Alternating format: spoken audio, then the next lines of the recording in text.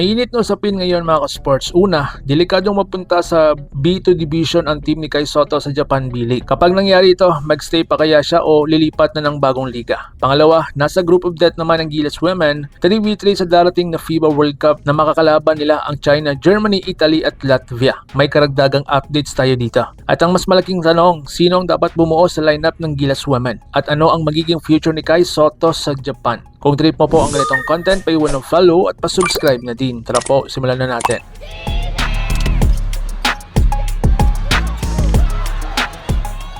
Kai Sotto team nasa bingit ng relegation. Sa kasalukuyang standing ng Japan B-League, alanganin ang pwesto ng Koshigaya Alphas sa koponan ni Kai Sotto. Kapag nagtuloy-tuloy ang kanilang pagkatalo, posible silang bumagsak sa Division 2 o V2. Pero mga sports, hindi pa tapos ang laban. May ibang teams pa na mas mababa sa standings gaya ng Akita at Toyama, kaya may chance pa silang makaligtas. May natitira pang ilang games para humabol. Pero aminin natin na hindi biro ang pressure sa team ni Kai ngayon. Bawat panalo, malaga, bawat talo, napakadelikado. So ang tanong ngayon, lilipat kaya si Kai Sotto? Ayon po sa mga reports, kahit ma-relegate man ang team ni Kai, posible pa rin siyang manatili sa Japan. Pero hindi rin imposible na humarap siya ng bagong opportunity. At kung titignan natin, marami ng options si Kai